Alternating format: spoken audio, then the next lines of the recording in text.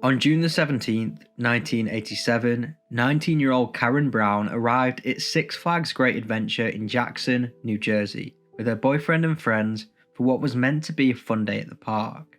Like thousands of visitors that summer, they were drawn to the park's biggest attractions, one of them being the innovative Lightning Loops roller coaster. However, that afternoon, as Karen took her seat on the coaster, something went terribly wrong. Within moments, what began as an ordinary ride would turn into a devastating tragedy that would spark an investigation, raise serious concerns about safety procedures, and leave a lasting impact on the park's history. But what exactly happened that day? Let's talk about it. This is the infamous death of Karen Brown.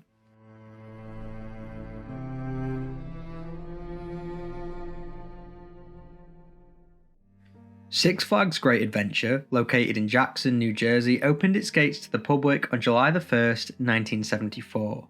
Conceived by businessman Warner Lee Roy, the park was originally envisioned as part of a larger entertainment complex called the Great Adventure Entertainment and Recreation Complex.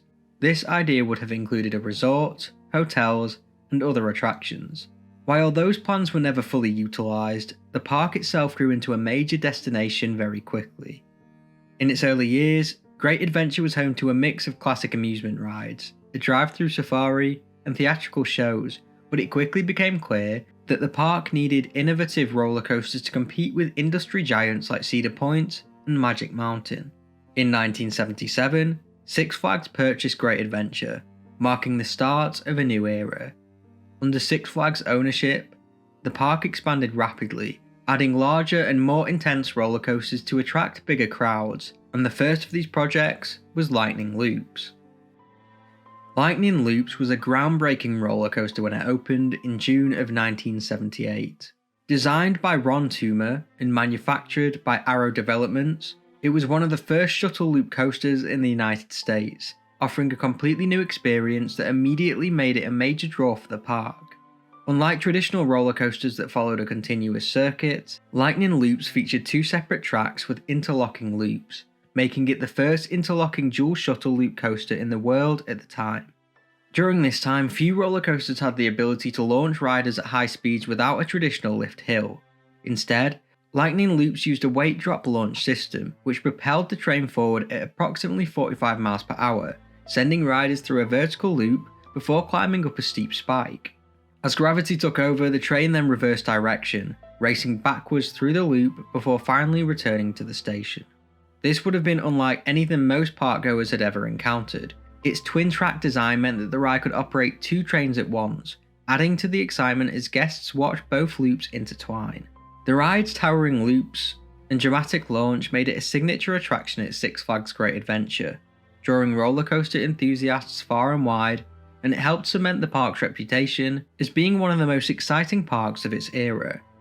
Lightning Loops used over-the-shoulder restraints to keep riders secure. They were thick, padded bars that came down over the rider's shoulders and locked into place. This is similar to what many looping coasters used at the time. However, the ride did not have seatbelts as a secondary restraint when it first opened. Instead, riders relied solely on the over-the-shoulder restraints to keep them in place throughout the ride. For the next 10 years, the ride would prove its worth and stay one of the star attractions. However, this was all about to change in June of 1978, following a terrifying incident at the park. Now, 2 weeks before the incident, 19-year-old Josh Nokera from New York filed a lawsuit against Six Flags Great Adventure, claiming that he had been injured badly on Lightning Loops. He had claimed to suffer severe and permanent neck and spinal injuries on the ride, and this was filed on June 8, 1987. In the lawsuit, the defendant claimed Six Flags failed to properly inspect their ride, and the over-the-shoulder safety restraints were not adequate. They also claimed that the ride started and stopped too suddenly without warning. Eerily, they said the restraint used was improper and in a state of disrepair, causing Josh to snap back and forth, causing the injuries. The results of this case were never made public, but reading it in retrospect is quite eerie, due to what would happen that same month. 10 days after that lawsuit was filed, 19-year-old Karen Ann Mary Brown from Chester, Pennsylvania, was visiting the park with her boyfriend and friends for a fun day out. Karen had dated her boyfriend Richard DePrince for over 4 years. He would later say, "We were just there for fun. That's the way it started out anyway." They boarded the Lightning Loops ride at approximately 3:45 am. According to an article in the Courier Post Trenton, trouble was apparent from the start of the ride. After Karen and her boyfriend had sat down, she was evidently struggling with her restraint system. Witnesses said that she was unable to properly get the harness to go down before the ride set off. Nevertheless, the ride started regardless and set off anyway. According to her boyfriend Richard DePrince, when the two sat down, he was able to get his safety restraint on, but it set off very quickly. He realised that Karen hadn't managed to get hers on. Richard's lawyer would say, as they got into the car, just as they were reaching down for the harness, the ride took off. Richard was screaming for the operator, telling them to stop the ride. Evidently, they didn't hear him or thought he was just hollering from the excitement of the ride. Karen didn't say anything until they approached the first decline. Richard said, "I looked over at Karen when the ride started to move. She didn't say anything until we hit the first decline. Then she screamed, 'Oh my God.' Karen proceeded to fall out of the train and plunged 75 feet to the concrete below. Richard DePrince had to watch his girlfriend fall, hearing her screams until she hit the bottom.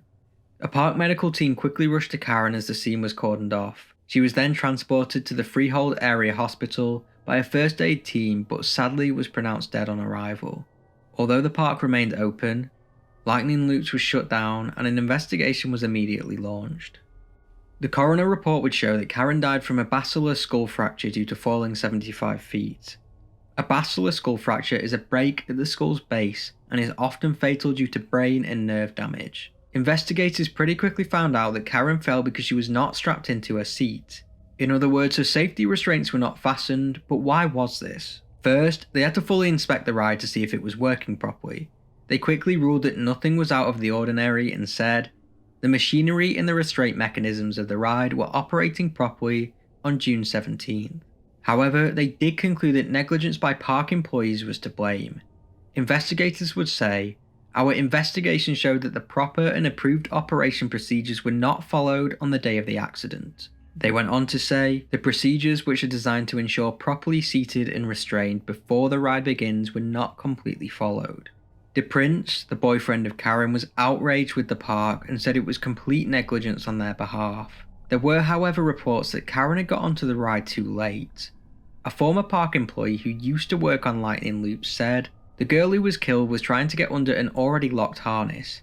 I can't tell you how many times riders would exit the train and would go down the exit stairs, then quickly turn around and try to sneak back on while an attendant's back was turned. I can't say exactly what happened here, but from park guests' testimony, the woman entered the seat not from the gated entry side of the station, but from the opposite exit side. Nonetheless, the attendant on the platform should have paid more attention in my opinion. This was further backed up on the Great Adventure History website as they put, in June of 1987, a passenger tried to board the train after the operator had started the dispatch, which could not be stopped once the motor was in motion. The rider was thrown from the train and killed in the fall from the upper loop. The ride was closed for months after the accident as safety modifications were made to the ride's control systems and the restraint system. In the aftermath, the Labour Department fined the park a total of $1,000 for violating the Ride Safety Act. This was the maximum fine that was allowed. Following this, new safety measures were put into place, including fiberglass panels on the interior that prohibit passengers from sitting down unless they are behind the over-the-shoulder safety harness. They also made safety checks more vigorous. After this, the ride was reopened on October 10th, 1987. But would eventually close 5 years later, being replaced by Batman the Ride. No one was ever criminally charged. May she rest in peace. As always, this is not an AI channel, I do everything myself, and if you appreciate my work, subscribe, and if you want to go the extra step to support the channel, maybe consider becoming a member. It has certainly been a while since I've covered any rollercoaster incidents, but I do like making these videos, so if you have any recommendations from ones that I haven't done, please let me know in the comments below. And as always, thank you for watching.